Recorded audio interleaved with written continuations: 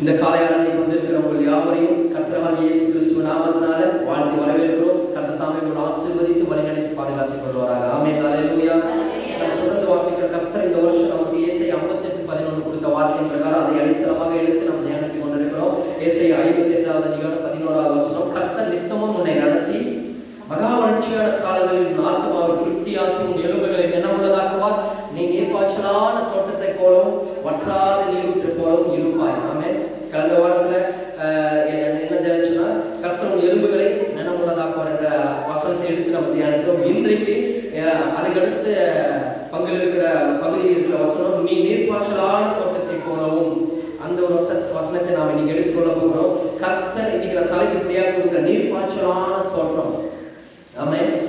ஆண்டவர் சொல்ற ஒரு தோட்டமாய் உங்களை மாற்றுவேன், அது நீர் பாய்ச்சி கொண்டே இருப்பேன். அந்த தோட்டம் எப்பொழுதும் வறண்டாது, எப்போதும் அது தண்ணீர் இல்லாம அந்த தண்ணீர் மஞ்சத்துக்கு ஏங்காது. நான் உங்களை நீர் பாய்ச்சி கொண்டே இருப்பேன். நீர் பாய்ச்சுகிறவர் நான். ஆமென். அல்லேலூயா. புரியுதா? நீர் பாய்ச்சுகிறதை நீர் பாய்ச்சலான தோட்டத்தை போல கனி கொடுக்கிற விருட்சத்தின் கனியாய் கர்த்தர் மாற்றுவார். நான் நடுகிறவனாலும் அல்ல, நீர் பாய்ச்சுகிறவனாலும் அல்ல, விளை செய்கிற தேவனால எல்லாம் ஆகும் என்று புதிய ஏற்பாட்டு ஒரு வசனம் சொல்லப்பட்டிருக்கிறது. அப்ப கர்த்தர் உங்களுடைய வாழ்க்கையில இன்றைக்கு இப்படியா சொல்லுகிற கர்த்தர் உங்களுக்கு விளைய செய்து நீர் பாய்ச்சி உங்களுடைய தோட்டமாய் கர்த்தர் மாற்றி எப்பொழுதும் நீங்கள் ஒரு குறைவில்லாத ஒரு வாழ்க்கை கர்த்தரை மேற்கொள்ளார்கள். நான் தாழ்ச்சி அடையேன். ஒரு தாழ்ச்சி இல்லாத வாழ்க்கை, ஒரு குறையில்லாத வாழ்க்கை கர்த்தர் உங்களுக்கு கொடுப்பேன் என்ற இந்த வார்த்தையில இன்னைக்கு நான் சொல்ல போறேன். உங்கள் வாழ்க்கை எப்போதும் பஞ்சம் இருக்காது. ஒருவேளை நான் இப்படியா யோசிக்கிறேன், ஆண்டவர் நீர் பாய்ச்சலான தோட்டம் இன்னைக்கு அந்த வசனத்தை ஆண்டவர் கொடுத்திருக்கிறார், அதனால இன்னைக்கு மழை பெய்ஞ்சிட்டு இருக்கிறது போல இருக்கு. ஆமென்.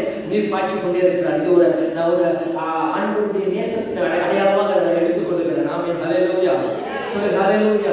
நிச்சயமாக கர்த்தர் நம்ம வாழ்க்கையில அதை செய்ய போகிறார். இது நான் உறுதியாக நான் எடுத்துக்கொள்கிறேன். எனக்கு கர்த்தர் சொன்னார் செய்வார். அதுக்கான அடையாளம் தான் அதான் நீர் பாய்ச்சிட்டே இருக்குது. காலையில் மழை நிற்கிட்டு சோம் பண்றேன், ஆனா மழை பெய்து கொண்டிருக்கிறாரா? இப்பொழுது ஆவியானவர் எனக்கு வெளிப்படுத்துகிறார். கர்த்தர் உங்களை இந்த வருஷத்துல இந்த நாட்கள்ல உங்களை நீர் பாய்ச்சலான தோட்டம் போல ஆண்டவர் உங்களை அப்படியே நடக்க போகிறார். எத்தனை பேர் விசுவாசிக்கிறீங்க? ஆமென். அல்லேலூயா. நீர் பாய்ச்சலான தோட்டம்னா எப்பொழுதும் கனி குடிப்பீங்க, எப்பொழுதும் பசுமையா இருப்பீங்க, எப்பொழுதும் ஆரோக்கியமா இருப்பீங்க, எப்பொழுதும் சுகமா இருப்பீங்க, எப்பொழுதும் சமாதானமா இருப்பீங்க, எப்பொழுதும் சந்தோஷமா இருப்பீங்க. உங்க வாழ்வு ஒரு குறைவில்லாம இருக்கும். ஆமென். அல்லேலூயா. கண்ணீரான தோட்டம் பார்த்தீங்கன்னா அது காஞ்சி போயிட்டு நம்ம முச்செடி போல காய்ந்து தீஞ்சி போயிட்டு யாருக்குமே பயனில்லாம ஒரு தோட்டமா இருக்கும். ஆனா நீர் பாய்ச்சுகிற தோட்டத்தை பார்த்தீங்கன்னா எப்பொழுதுமே பசுமையா இருக்கும். ஆமென். அல்லேலூயா. நீர் பாய்ச்சுகிற தோட்டம் எப்பொழுதுமே பசுமையா இருக்கும், செழுமையா இருக்கும். அது பார்க்கறதுக்கு பார்வைக்கு அழகா இருக்கும். ஆமென். அல்லேலூயா. சில இடத்துல பாருங்க, நம்மளே கூட இந்த மாடி மேல நின்றுட்டு பார்த்து வச்சுங்க, இந்த பக்கம் ஃபுல்லா விவசாயம் பண்ணிருக்கிறாங்க, பச்சை பசங்க செழியா பார்க்கறதுக்கு ரசிக்கிறதுக்கு அருமையா இருக்கிறது. நான் சொல்றேன் இந்த நாட்களில உங்களை பார்க்கிறவர்கள் உங்களை ரசிக்கிற அளவு கர்த்தர் உங்களையும் பிள்ளைகளையும் உங்க குடும்பத்தையும் உங்க ஊழியத்தையும் உங்க வேலையும் உங்க பிசினஸ் கர்த்தர் உயர்த்துவார். எத்தனை பேர் நான் சொன்னது புரிஞ்சுக்கிற? திரும்ப சொல்றேன், அநேகர் உங்களை பார்த்து உங்களை ரசிக்கிற அளவுக்கு நீங்கள் உயர்ந்திருப்பீர்கள். அல்லேலூயா. செல்வத்துல, செழிப்பில, சமாதானத்துல, சந்தோஷத்துல, குடும்பத்துல, வேலையில, பிசினஸ்ல, ஊழிய காரியங்கள்ல, உங்கள் எல்லா வித காரியங்களையும் பார்க்கறதுக்கு அழகா இருக்க. என்ன அழகான குடும்பம் இருக்கிறது, பார்க்கறதுக்கு என்ன இருக்கிறது என்று சொல்லுகிற அளவுக்கு கர்த்தர் உங்களை மாற்றுவார். இப்போ ராமன் சத்தமா விசுவாசிக்கிறேன். இது வரைக்கும் பார்க்கிறவங்க சொல்லியிருக்கலாம், வீட்டுல எப்ப பார்த்தாலுமே சமாதானம் இல்லை, எப்ப பார்த்தாலும் அந்த வீட்டுல என்ன சண்டை சத்தமே கேட்கிறதுன்னு சொல்லியிருக்கலாம். எப்ப பார்த்தாலும் அவங்க கடன் பிரச்சனை, கடன் ஆகுது, வீட்டுல இருக்கா கடன் பிரச்சனை, அது பிரச்சனைன்னு சொல்லியிருக்காங்க. எப்ப பார்த்தாலும் ஏதாவது ஒரு பாவம் காரியத்தின் செயல் வெளியில போயிட்டு எப்பவுமே அந்த குடும்பத்துல பார்க்கிறவங்கலாம் ஒரு மாதிரி ஏகமா பார்த்திருப்பாங்க.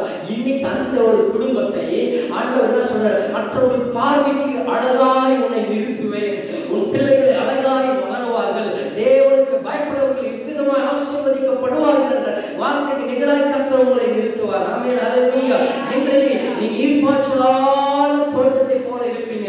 நான் தலைப்புப்படியாக கொடுக்கிறேன், கர்த்தர் உன்னை ஏதேன் தோட்டத்தில் நடத்துவார். ஒரு amen. Hallelujah. Garden of Eden. கர்த்தர் உன்னை ஏதேன் தோட்டத்தில் நடத்துவார். சொல்லுங்க, நானும் எதுல நடத்துவார்? நம்ம ஏதேன் தோட்டம். ஆதியாகமம் 2:8 சொல்லப்பட்டிருக்கிறது.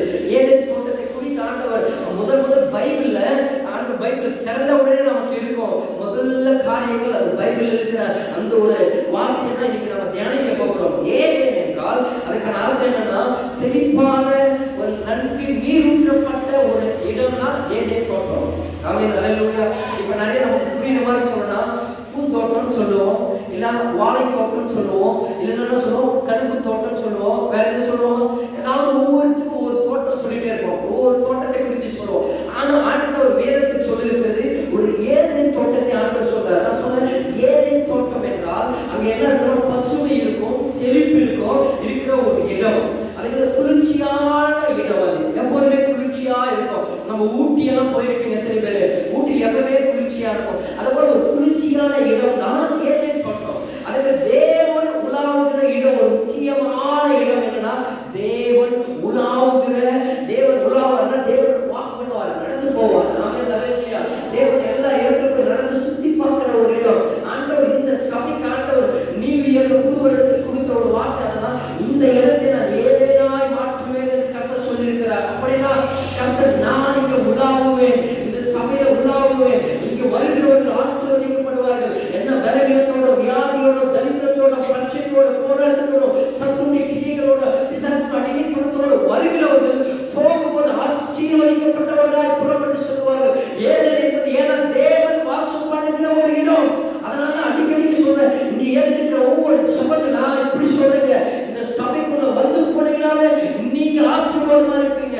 இது என்னன்னா ஒரு மேஜிக் இல்ல, நீங்க தேவன் உலாவுகிறார். இது என்னுடைய வீடு என்று கர்த்தர் சொல்லுகிறார். நீங்க கர்த்தர் ஏதேனை மாற்றிருக்கிறார். ஏதேன் இல்லைன்னா தேவனே விரும்பும் போதெல்லாம் வருவார். ஹல்லேலூயா. நம்ம கூப்பிடும் போதெல்லாம் வரது அது ஒரு பங்கு. ஆனா அவர் விரும்பும் போதெல்லாம், அவர் டைம் கிடைக்கும் போதெல்லாம், நம்மளோட பேசும் போதெல்லாம் தேவன் இந்த இடத்துக்கு வருவார். அதுதான் ஏதேன். ஏதேன் என்பது தேவன் உலாவுகிற ஒரு இடம். அதுக்கு ஏதேன் என்பது நான் சொல்லலாம் அழகான ஒரு இடம். கர்த்தர் உங்களை அழகாய் மாற்றுவார். உன்னை ஏதேன் தோட்டத்தில் நடத்துவார்னா அர்த்தம் எல்லாம் நடக்கும். ஆமென். நீங்க பசுமையா இருப்பீங்க, குளிர்ச்சியா இருப்பீங்க. அதுக்கு தேவன் உலாவுவாரு, உங்களோடு அடிக்கடி பேசுவாரு. அதுக்கு அழகா இருப்பீங்க, உங்க குடும்பம் அழகா இருக்கும். அதுக்கடுத்து மனிதனுக்காக உருவாக்கப்பட்ட ஒரு இடம் தான் ஏதேன். கடவுளுக்காகவோ இல்லை தேவ தூதர்களுக்காகவோ உருவாக்கப்பட்ட இடம் எல்லாம் ஏதேன் தோட்டம். ஏதேன் தோட்டம் என்பது மனிதன் ஆதாம் ஏவாளுக்காக உருவாக்கப்பட்ட ஒரு இடத்தை என்ன கவனிக்கணும். ஆதாம் ஏவாளுக்காக உருவாக்கப்பட்ட ஒரு இடம் தான் ஏதேன் தோட்டம். இப்படியே சொல்றேன், உங்களுக்காக எனக்காக உருவாக்கப்பட்ட ஒரு இடம் தான் இந்த சபை ஏதேன். ஆமென் அல்லேலூயா. அதுக்கு ஏதேன் தோட்டத்துலதான் கர்த்தர் முதல் ஒரு குடும்பத்தை உருவாக்கினார். குடும்பம் உருவாக்குகிற ஒரு இடம் ஏதேன் தோட்டம். ஆமென் அல்லேலூயா. முதல்ல குடும்பம் எங்க உருவாச்சுன்னா, முதல்ல குடும்பம் உலகம் தோன்றின பிறகு ஆதாமை உண்டாக்கி, ஆதாமிலிருந்து விழா எழுந்து எடுத்து மனுஷியாக ஏவாளை ஆண்டவர் உண்டாக்கினான்னு சொன்னோம். அப்ப முதல்ல குடும்பம் எங்க உண்டாச்சுன்னா ஏதேன் தோட்டத்துலதான். அப்ப இங்கே உங்கள் குடும்பங்களை கர்த்தர் உருவாக்குவார். அதுக்கடுத்து பாத்தீங்கன்னா ஏதேன் என்பது தேவன் மனிதனோடு பேசுகிற ஒரு இடம். நாம என்ன சொல்லல, அடிக்கடி தேவன் இங்க வந்து உங்களோடு பேசுவார். இன்னைக்கு நான் சொல்றேன், இந்த சபையில நீங்க வந்து அவருடைய சத்தத்தை கேட்கும் பொழுது நீங்க இதுவரைக்கும் எங்கெங்கோ போயிருக்கலாம், எத்தனையோ போயிருக்க, எங்கெல்லாம் போயிருக்கலாம். ஆனா ஆண்டவரை தேடி வந்து நீங்க ஜெபம் பண்ணும்போது ஆண்டவர் உங்களோடு பேசுவார். ஆண்டவருடைய சத்தத்தை நீங்கள் கேட்பீங்க. ஆமென் அல்லேலூயா. அதுக்கடுத்து ஏதேன் என்பது கனி கொடுத்து பூத்து குலுங்குகிற ஒரு இடம், கனி கொடுக்கிற ஒரு இடமாய் இருக்கும் ஏதேன். ஆமென் அல்லேலூயா. எப்போ அங்க பசுமையா இருக்கும். ஒரு வாழை தோட்டம் பார்த்திருப்போம், பார்க்கறதுக்கு அழகா இருக்கும், பசுமையா இருக்கும், சூப்பரா இருக்கும், பார்க்கறத ரசிக்கிறதுக்கு. எப்பொழுதுமே தண்ணி பாய்ச்சிட்டே இருக்கும், நீர் பாய்ச்சிட்டே இருக்கும். ஆனா வாழைக்காய் கொடுக்குறா, வாழைத்தண்டு வாழைக்காய் கனிகளை கொடுக்குறேன்னா அதுக்கு ஒரு யூஸா நான் சொல்றது இல்லையா. வாழை தோட்டம் பார்க்கறதுக்கு பசுமையா, பச்சை பசுமையா இருக்குது, அழகா இருக்கிறது பார்க்கறதுக்கு, நீர் பாய்ச்சிட்டே இருக்குது. ஆனா எதுக்காக வாழை தோட்டத்தை நம்ம பயிரிடுறோம்? வாழைக்காய் வேணும், அதுல இருந்து வாழைக்காய் யூஸ் பண்ணலாம், பழம் யூஸ் பண்ணலாம், வாழைத்தண்டு எல்லாமே எல்லாமே யூஸ் பண்ணலாம். ஆனா அது கனி கொடுக்கலாம், ஒரு கஷ்டப்பட்ட பயிருக்கு ஒரு பிரயோஜனம் இல்லை, அதை நம்ம வெட்டி தான் போடணும். ஆனா கர்த்தர் சொல்றார், இன்னைக்கு என்ன சொல்றாருன்னா, கனி கொடுத்து நீங்கள் பூத்துக்கொள்ளுங்க. இங்க வருகிற நீங்கள் பார்க்கறதுக்கு அழகா மற்றும் இல்ல, நீங்க பார்க்கறதுக்கு கர்த்தருடைய வார்த்தை கேட்டு அதன் பிரகாரம் இருக்கும் பொழுது சும்மா உங்க வாழ்க்கை வந்துட்டு போற மட்டும் இருக்க மாட்டீங்க, கனி கொடுப்பீங்க.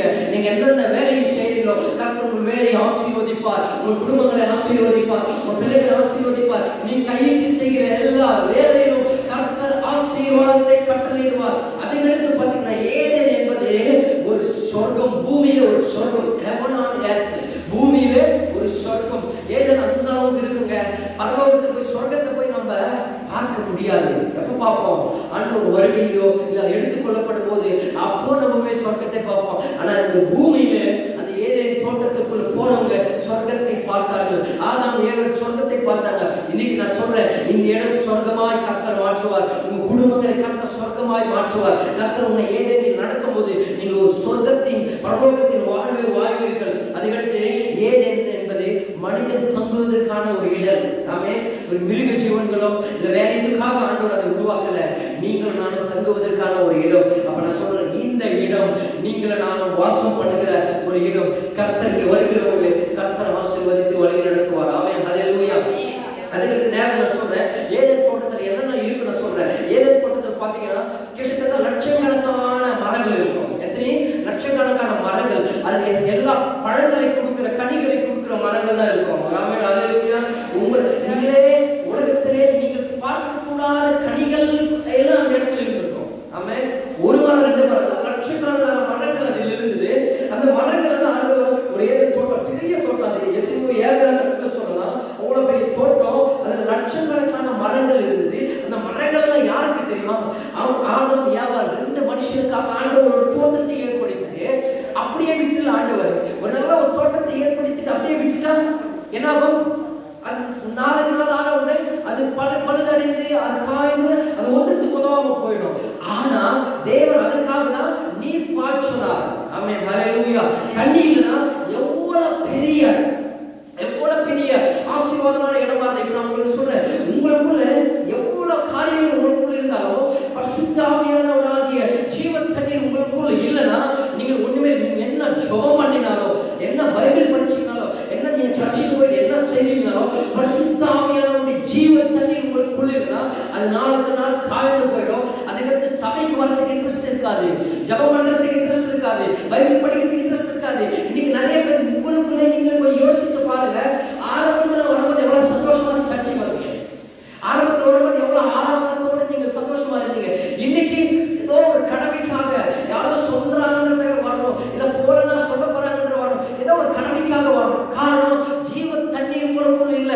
அந்த ஜீவ தண்ணீர் ஆகிய பரிசுத்த ஆவியானவர் உங்களுக்குள் இருந்தார் என்றால் நீங்கள் சந்தோஷமாய் கனி கொடுக்கிறவர்களாய் ஓடி ஓடி வருவீங்க. கர்த்தருடைய ஆலயத்தில் வந்து கர்த்தருடைய காரியங்கள் பிரதானங்களில் நீர் மகிமையான காரியங்களை நீங்கள் செய்யும்படியாக கர்த்தர் உங்களை நடத்துவார். ஆமென், ஹல்லேலூயா.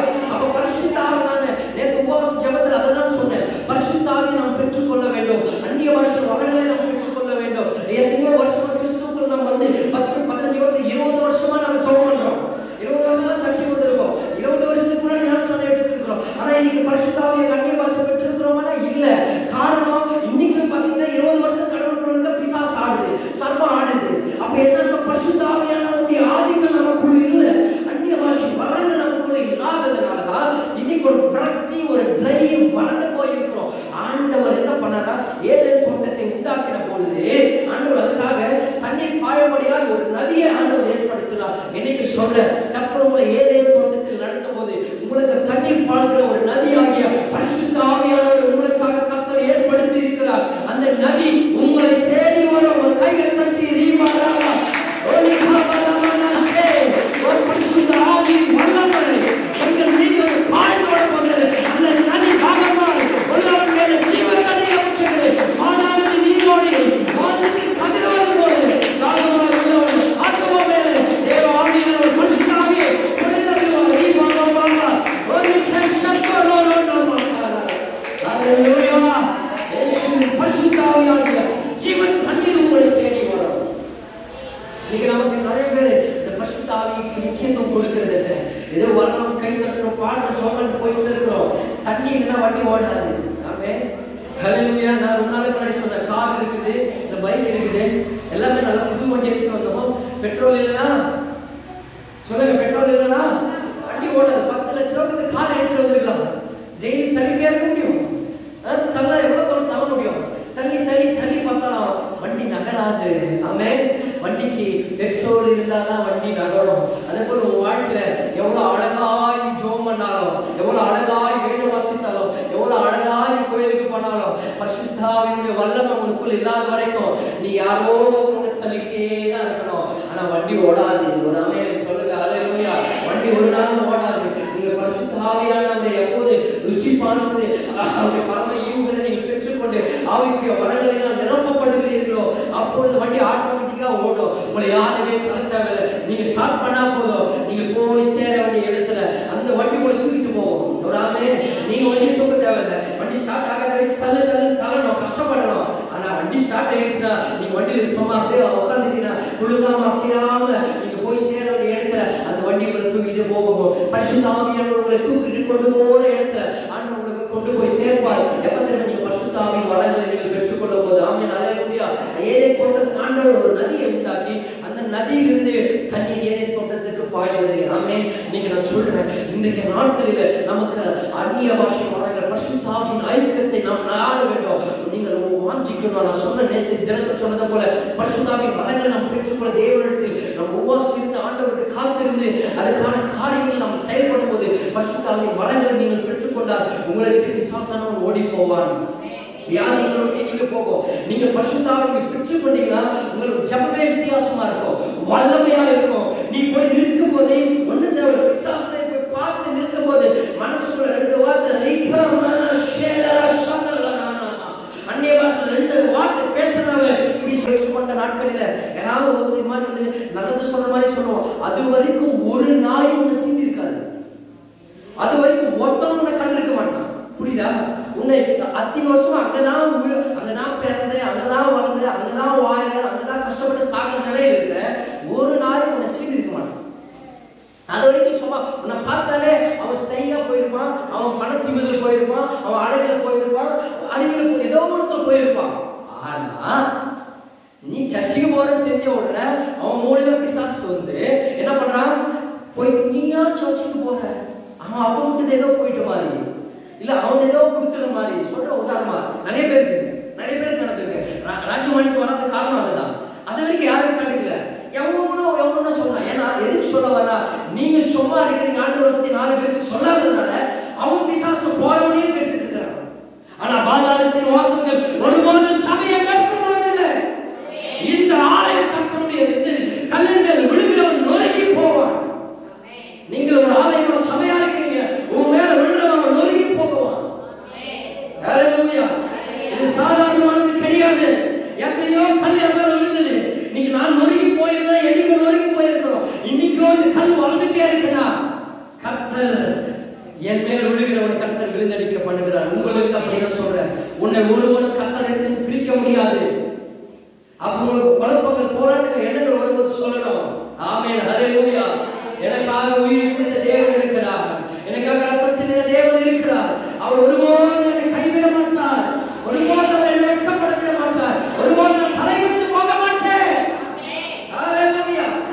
என்னை அழைத்த தேவன் உண்மையுள்ளவர். ஆண்டவர் அழைச்சிக்கிறது 20 வருஷம் ஆச்சு. நான் முயற்சிக்கிறேன். ஒருபோதும் ஆண்டவர் வெட்கப்பட விடல. எத்தனையோ கண்ணீர்கள், போராட்டங்கள், விபத்துகள், எத்தனையோ மரணம் தருவாய், மரணப்படுத்தைகள், வியாதிகள், போராட்டம், கடன், நெருக்கடிகள். ஆனால் இதுக்கு நிற்கிறதே கர்த்தருடைய ஆவியானவர் வருகிற ஜீவ தண்ணீர் அந்த நதியாய் பாய்ந்து கொண்டிருக்கிறது.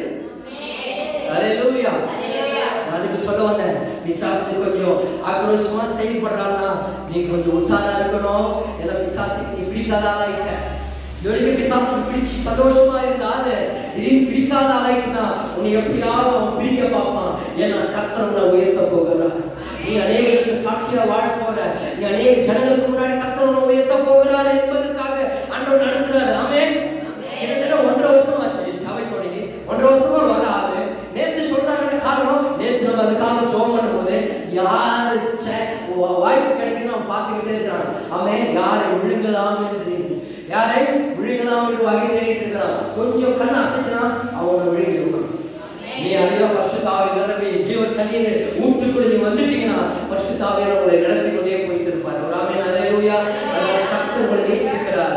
உனக்குள்ள எதிர்ப்பு வருதுன்னா, உனக்குள்ள போராட்டம் வருதுன்னா, உனக்குள்ள ஆண்டவரை தேடும் போது எத்தனையோ குழப்பங்கள் உனக்குள்ள வருது. உன்னை குறித்து யாராலும் எதோ சொல்றாங்க, சிலர் ஏதோ பட்டத்தை எல்லாம் கொடுக்குறாங்க, உன்னை அவமானப்படுத்துறாங்க, ஏளனப்படுத்துறாங்க. நீ சர்ச்சைக்கு போற ஆண்டவர் தேடுனா உண்மையாவே சொல்லணும், நீங்கள் ஆசீர்வதிக்கப்பட்ட ஜனங்கள். கர்த்தர் உங்களை உயர்த்த போகிறார். உன் குடும்பத்தை, உன்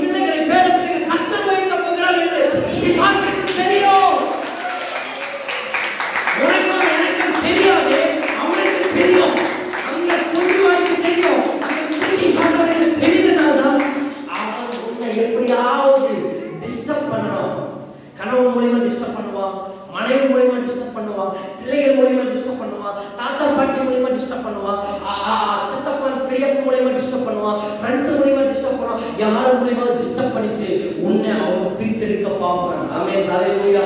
ஆனால் நீங்க கர்த்தரால் அழைக்கப்பட்ட ஜனங்கள், கர்த்தருடைய கரம் உங்கள் மேல் இருக்கிறது, கர்த்தர் உங்களை உயர்த்துவார். அப்போ தோட்டத்துக்கு தண்ணீர் பாயும்படியாக ஒரு நதி வைத்தார் ஆண்டவர் ஏதேன் தோட்டத்துல. கரெக்டா வைக்கும் போது அந்த ஏதேன் தோட்டத்தில் தண்ணீர் பாய்ந்துட்டே இருக்குது. 24 hours தண்ணீர் பாய்ந்துட்டே இருக்குது. தண்ணீர் பாய்ந்த மட்டும் இல்ல, அதிலிருந்து ஒரு 4 ஆறு பிரிந்து அந்த தண்ணி 4 ஆறு போகுது. முதல் ஆறு பைசோன் என்று பேர். என்ன பேரு?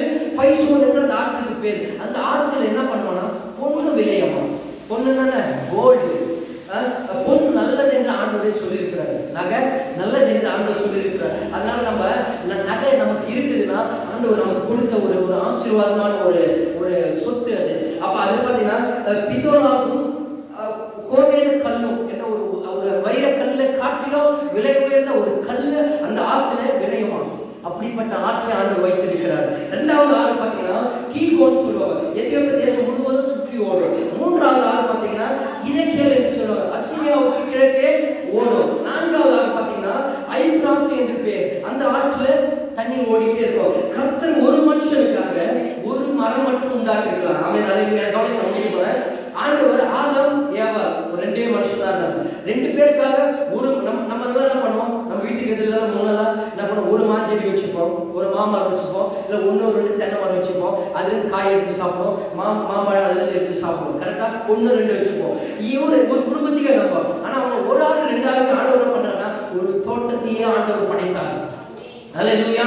ஒரு தோட்டத்தில் லட்சக்கணக்கான மரங்கள் இருக்கிற ஒரு தோட்டத்தையே படைத்தார். அதே மாதிரி ஆண்டவர் ஒரு சின்ன ஒரு கால்வாய் தண்ணியை நமக்கு கொடுத்திருக்கலாம், ஏதேன் தோட்டத்தில் கொடுத்திருக்கலாம். ஆனா ஆண்டவர் ஒரு நதியை கொடுக்கிறாரு. ஆமென், ஹல்லேலூயா. அந்த நதியிலிருந்து 4 ஆறுகள் ஓடுகிறது. நீங்க சொல்ற நீங்கள் ஏதேன் தோட்டத்திற்கு வந்து விட்டீர்கள் அல்லது ஏதேன் தோட்டத்தில் கர்த்தர் உங்களை நடத்தினார் என்றால் நீங்கள் ஆசீர்வாதமாக பரிசுத்தமாக நன்மையின் பரிபூரணத்தோடு வாழ்வீர்கள்.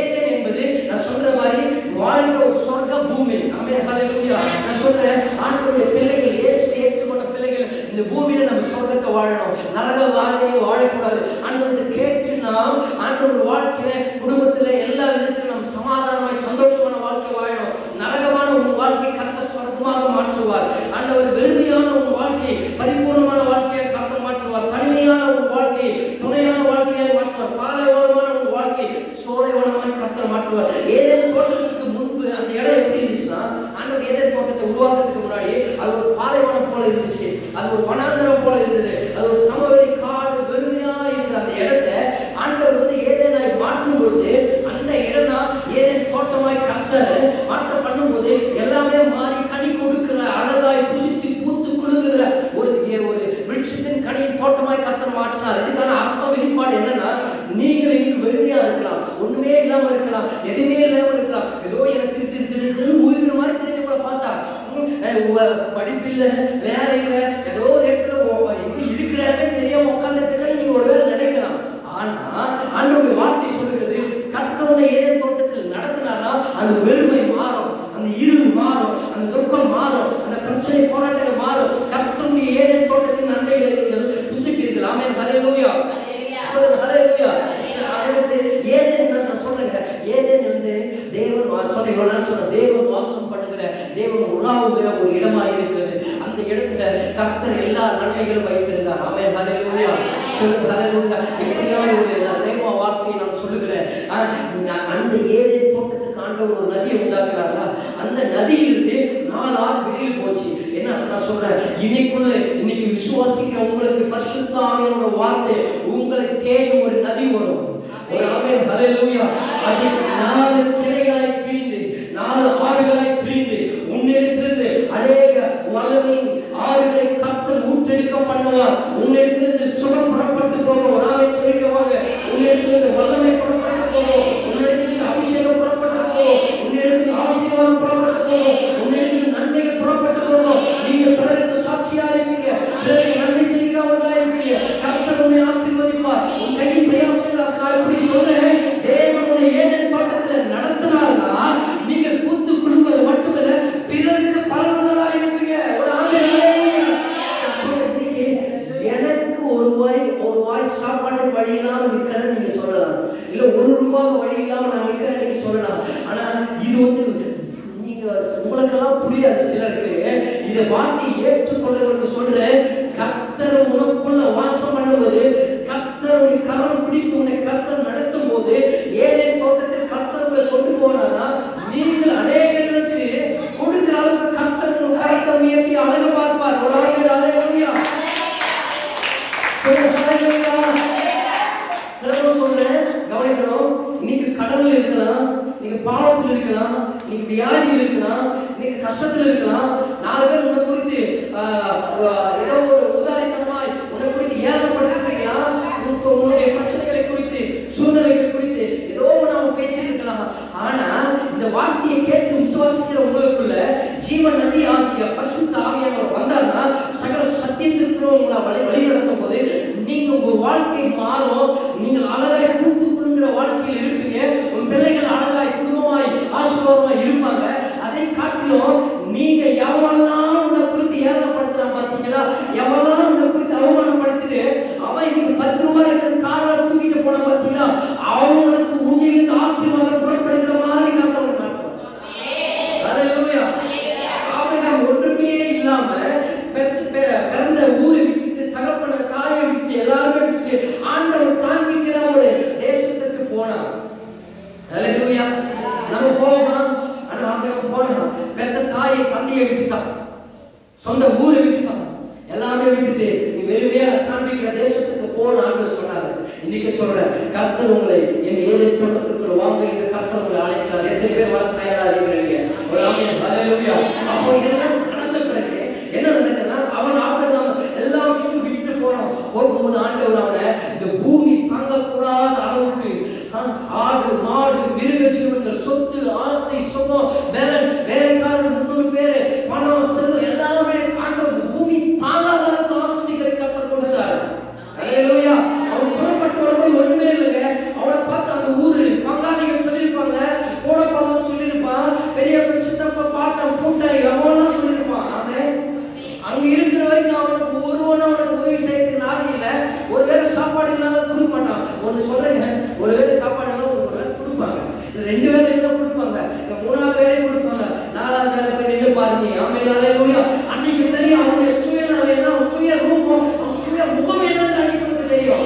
இன்னைக்கு நினைச்சிட்டு இருக்கிறோம், நான் இருக்கிறேன், உனக்கு எல்லாமே நான் பார்த்துக்கிறேன், நாங்க செய்யறோம், நாங்க இருக்கிறேன். ஆமென். அல்லேலூயா. ஒரு கணவன் நீங்க இருக்க மாட்டான். என் ஆண்டவர் இயேசு மட்டும் அவனுக்கு இருப்பாருங்க. அல்லேலூயா. இந்த ஆண்டவர் தெரிஞ்சுக்கிட்டு எல்லாமே விட்டுட்டு வரான். பார்த்தா எல்லாமே அவனே நினைச்சிருப்பான், எல்லாமே விட்டு வந்துச்சுமே, ஒண்ணுமே இல்லாம இருக்கிற குழந்தை இல்லாம இருக்கிற 100 வயசாவது குழந்தையிலேயே வேதனையோடு இருந்தான். ஆனா ஜனங்கள் என்ன சொல்ல போறாங்க, அந்த ஜாதி அந்த மக்கள் என்ன சொல்ல போறாங்க யோசிச்சுட்டு பயத்தோடு எல்லாமே விட்டு வந்துட்டேன்னா. ஆனா ஆண்டவரே இன்னைக்கு பைபிள்ல நம்ம அதிகமா தியானிக்கிற ஒரு மனுஷன் ஆபிரகாம். நம்ம ஆபிரகாம் சந்ததின்னு சொல்றோம். ஆஸ்திக்கு பேர் போனவர் ஆபிரகாம், சொத்துக்களுக்கு பேர் போனவர் ஆபிரகாம், எல்லா வித நன்மைகளுக்கு எல்லா ஆசீர்வாதங்களுக்கு பேர் போனவர் அந்த ஆபிரகாம். ஆமென். ஹல்லேலூயா. அந்த ஆபிரகாமை கர்த்தர் ஆசீர்வதித்தது மட்டுமல்ல, அவன் கூட என்ன பண்ணா, அவன் தம்பி சித்தப்பா பையன் லோத்து அவன் கூட வந்துட்டான். ஆமென். ஹல்லேலூயா. ஆனா ஆண்டவரை தேடல, ஆண்டவரை நம்பல. இவன் ஆண்டவரை தேடனா ஆண்டவரை நம்புறான். ஆனா இவன் கூட வந்த பாத்தியா, இவன்கிட்ட வர அந்த நதி ஊற்று அந்த தண்ணி நகம் வெளியே போகும்போது அந்த தண்ணியை குடிச்சு அவனை ஆபிரகாமுக்கு கொஞ்சம் ஏறப்படி ஈக்குவலா ஆசீர்வாதமாய் மாறிவிட்டான். அல்லேலூயா. நான் சொன்னது புரியுதா? இன்றைக்கு நீங்கள் ஒண்ணுமே இல்லாம தொடங்கி இருக்கலாம். நீங்க ஒன்றுமே இல்லாம இந்த ஆலயத்தை தொடங்கணும். கிட்டத்தட்ட ஒரு 3-4 பேர் வச்சுட்டு நம்ம அந்த சபையை தொடங்கணும். ஆனா கர்த்தருடைய ஜீவ தண்ணீராகிய பரிசுத்த ஆவியின் வல்லமை நம்மிடத்து புறப்பட்டு வரும்போது கர்த்தர் பெரிய காரியங்களை பூத்து குலுங்குகிற, கனி கொடுக்கிற, வெளிச்சத்தின் கனியை கொடுக்கிற தேவனுடைய வல்லமை நேரத்தில் இருக்கும். அல்லேலூயா. சொல்லுங்க அல்லேலூயா. அப்ப சொல்ற ஆபிரகாம் சின்ன சீமானாய் கர்த்தர் மாற்றினாரு. மாற்றிட்டு அவங்ககிட்ட இருந்து நீர் விட்டு புறப்பட்டு போயிட்டு அவன் லோத்து ஆசீர்வாதமாய் மாறினான். இன்னைக்கு நான் சொல்றேன், இன்னைக்கு ஒரு வனாந்தரமான இடமாய், ஒரு பாலைவனமாய், ஒரு வியாதியின் ஊற்றாய், குடும்பத்தில் நிம்மதி சமாதான சந்தோஷம் இல்லாமல் இன்னைக்கு இருக்கலாம். ஒரே ஒரு வார்த்தையை திரும்ப நான் ஆவின்னு சொல்றேன், தன்னுடைய ரேமா வார்த்தையாக நான் சொல்றேன், நீங்கள் பரிசுத்த ஆவியானவரின் ஜீவ தண்ணீரை நீங்கள் பெற்றுக்கொள்ளும் போது கர்த்தர் உங்களை ஏதேன் தோட்டத்தில் நடத்துவார்.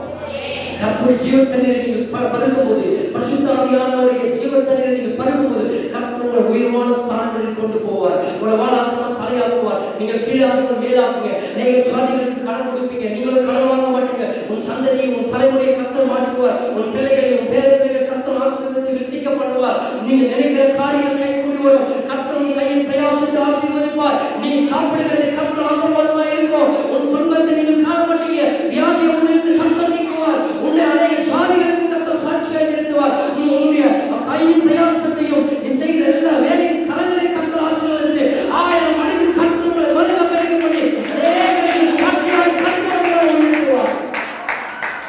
அல்லேலூயா. 1000 மடங்கு கர்த்தர் உங்களை ஆசீர்வதிப்பார். நான் முடித்தேன். அப்போ நீங்க மீதி அடுத்த வாரம் நம்ம தொடர்ந்து பார்க்கலாம். டைம் இல்லாதனால இப்போ முடிச்சிடறேன். அப்போ இன்னைக்கு நான் சொல்றேன், கர்த்தர் உங்களுக்குள் இருக்கிறபடினால உங்கள் இந்த வனாந்தரமான உங்கள் வாழ்க்கையை, புரியுதா, பாலைவனமான உங்கள் வாழ்க்கையை, ஒருமை இருந்த உங்கள் வாழ்க்கையை, எதுவுமே இல்லாமல் இருக்கிற சமாதானம், சந்தோஷம், நிம்மதி, சுகம், ஆசீர்வாதம் எதுவுமே இல்லாமல் உங்கள் வாழ்க்கையை கர்த்தர் ஏதேனாய் மாற்றுவார். ஆமென். ஹல்லேலூயா. கர்த்தர் வருவதற்கு முன்னாடி வரைக்கும் ஏதேன் பாலைவனமா தான் இருந்துச்சு.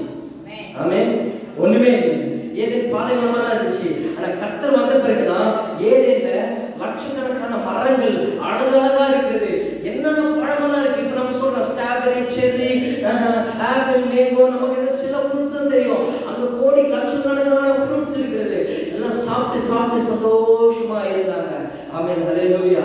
எல்லாமே சந்தோஷமா வாழ்ந்தார்கள். இன்னைக்கு உங்களை பார்த்து சொல்றேன், நீங்கள் ஏதேன் தோட்டத்துக்குள்ள வர்ற வரைக்கும் ஒரு வாழ்க்கை ஒண்ணுமே நடக்காது. அப்ப கர்த்தர் உன்னை ஏதேன் தோட்டத்தில் நடத்துவார்.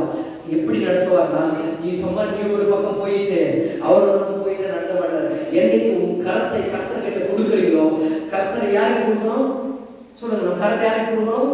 கர்த்தருக்கு கொடுத்தீங்கன்னா அவர் கூப்பிட்டு போய் அவர் நடத்த வேண்டிய இடத்தை நடத்துவார். ஆமென். நான் கையை கொடுக்க மாட்டேன், நான் வீட்டிலே இருப்பேன், நான் ஜெபம் பண்ண மாட்டேன், சர்ச்சுக்கு போக மாட்டேன், எனக்கு இவன் சொல்றாங்க அவன் சொல்றாங்க. ஆமென். இப்படி எல்லாம் சொல்லிட்டு இருக்கான். நம்ம ஏதேன் ஒரு நாள் ஏதேனுடைய நன்மையை நம்ம புசிக்க முடியாது. ஆண்டவர் இன்னைக்கும் சொல்றாரு, ஆண்டவர் வார்த்தை சொல்லுது, நீர்ப்பாய்ச்சலான தோட்டமா உன்னை மாற்றுவேன். அப்ப கர்த்தர் உன்னை ஏதேன் தோட்டமா மாற்றுவானா? கர்த்தர் உன்னை கொண்டு போயிடணும்னா நீ கையை பிடிக்கணும். குழந்தைகளை நம்ம கூட்டு போனா குழந்தைகள் யார் கையை பிடிக்கணும்? அம்மா கையை அப்பா கையை பிடிக்கணும். ஆமென். நீங்க இயேசுவின் கையை நீங்கள் பிடிப்பீர்கள் என்றால் கர்த்தர் உங்களை ஏதேனில் நடத்துவார். இந்த நாட்களில் கர்த்தர் ஏதேனுடைய நன்மைகளை நீங்கள் புசிப்பீங்க. கர்த்தர் ஏதேனுக்குள் உங்களை வழி நடத்துவார். ஆமென். ஹல்லேலூயா. எல்லாம் எழுந்திருக்கிறான். நான் ஜெபம் பண்ணி முடிக்கலாம். கர்த்தருடைய